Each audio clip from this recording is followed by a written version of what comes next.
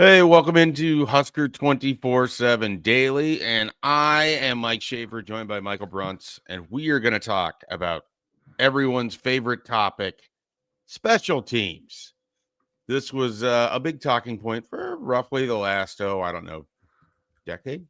Yeah, Decade sound fair? at Decade least. takes you back to the beginning of Mike Riley, which is you still have at the time you have Sam Foltz, you have Drew Brown. Things are looking pretty good from your specialist. I don't remember who the long snapper would have been in that period of time there, but Bruce Reed is coming in as a special teams coordinator, something Nebraska didn't really have, I don't think, prior to Mike Riley. And, roughly at that point, things started to teeter off a cliff because the year before, you've got, I think, Maher, would that have been Drew Brown's first year, but you had DeMornay Pearsonell. I don't know who your punter would have been. Did Foltz play under Bo Pelini as a freshman? Uh, if you're talking 14, that would have been like the high water mark for Nebraska special teams, I think. Yeah. Is that fair to say? Well, I mean, Pearsonell just kind of flipped the whole thing on its head because prior to that, Nebraska hadn't really done much with punt return or kick return, and so you had a dynamic person back there. But yeah, I think a decade is fair. It's been a decade of, and you've had some good performances in there. Let's not forget Connor Culp was once the Big Ten Kicker of the Year. People forget that. I said let's not forget it. So there's some good in there as well, but it largely has been trying, to say the least. And the last 2 years were just not good at all. Particularly last year was straight up terrible. A dumpster set on fire, set out to sea sort of thing. And Nebraska special teams not only have become competent, which is all I asked for, they're helping Nebraska win football games. You had a chance to talk with Jameer Khan, Ethan Carter.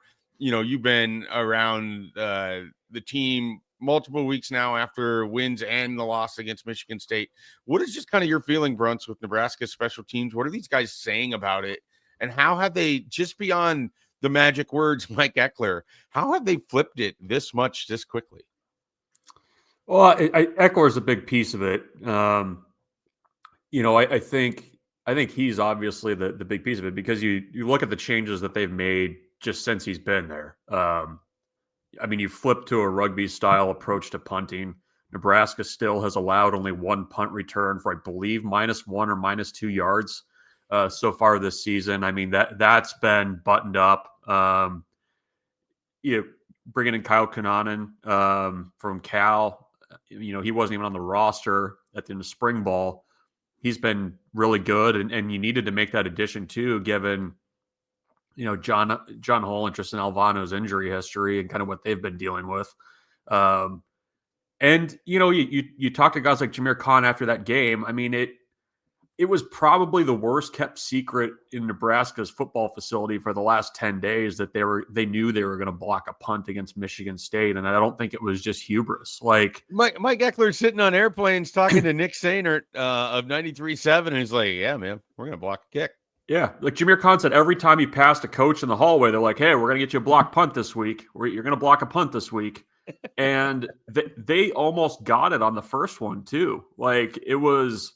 I did not notice. I have to admit, did not notice. It wasn't even like just a look that they got, once in the game. They identified something in Michigan State's punt protection that they could exploit, and they did. And I mean, Jameer Khan, if he wanted to, could have tackled the punter. I mean, that's how quickly he got on Michigan State's punter and blocked that kick. And I think what you're seeing... Would you say it was Farley-esque?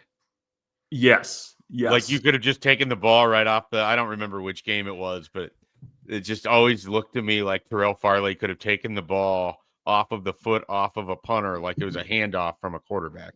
Yeah. And Khan could have done the same.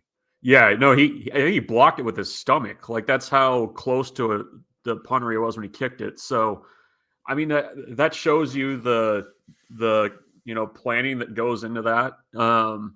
Certainly Jacory Barney, I think they've found a guy similar in some ways to DeMornay Pearsonell, where like it's a guy that just has a good feel generally for punt returning.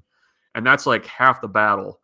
And they've also kind of given him the confidence to be like, you're returning this punt whether you want to or not. Like, so it's an attitude. How do you give someone confidence when you're basically telling them to do something? Yeah, I mean, well, it's like, we believe in you. Go do it. Also, you've been around Jacory Barney enough. Do you think anyone has to give him confidence? Yeah, no. I mean, it's probably a scary thing if you give him more, right? Like, it's like when you leave the water on and the cup's just spilling over. Yeah. But no, and I think it's a lot of it's just been the attitude in the meeting room and getting guys excited about special teams. And you've seen guys kind of embrace that role. Carter Nelson, who returned the probably easiest punt return for a touchdown you're ever going to see.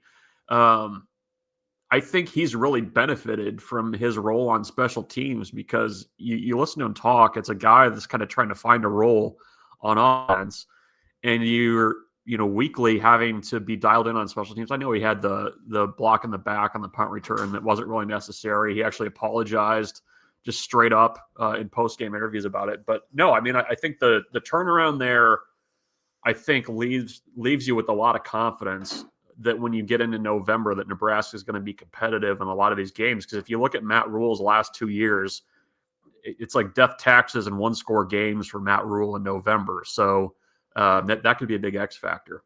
What's been out of everything, and there's a lot to kind of wrap your arms around, but what's been the most impressive piece of like this little section of special teams and the improvement has been kind of the most or the biggest in your mind? It's everything with the punt game, and specifically, Nebraska's punt coverage. And a lot of that is a credit to Archie Wilson, the way that he can kick a ball, how he can allow his coverage unit to get down there. I mean, he is methodical in the time that he takes to get that coverage unit an extra step or two so they can go down there to cover it. But I don't know that when we were talking about the dumpster fire set out to sea that was the 2024 special teams, we spent enough time talking about how horrible the coverage unit was relative to what we talked about how bad they averaged like having a kick blocked every game. What happened to Michigan State was happening in Nebraska every Saturday last weekend, and it was just part of your normal game flow. Like, it's your third punt of the game. I guess this one's going to get blocked, and they're starting at the 14. Good luck, defense. Let's see how it goes. Oh, Nebraska lost by 3 points. I wonder what could have changed in this game. Yeah. Things like that. So for me, the whole punting game, and in very, very specifics, the way that Mike Ekeler went to Tennessee and they never allowed return yards, and now he's at Nebraska and they're not allowing return yards. We used to say they were hidden, and then the joke became last year that it couldn't be hidden when it was hitting you in the face. Now it's hitting me in the face the other way, and it's like teams aren't getting any extra inch on Nebraska's special teams, and that is a huge, huge advantage when you think about what they're doing in the passing game defensively. Like, they are forcing teams to have drives like Michigan State did, where you have to sort of put this whole thing together. And Michigan State was able to do it, and they kept Nebraska off the field for 10 minutes of game time or whatever that was. But, and 40 minutes of real time. The thing is, like, that is such complimentary football. Like, it is so valuable for this whole thing. And I thought another big part of Saturday that maybe went a little bit unmentioned, Archie Wilson had his first adversity since he's really had to punt at Nebraska. He had a horrible punt that went out of bounds. He had to go against a wind that he'd never really had to deal with in a game situation before.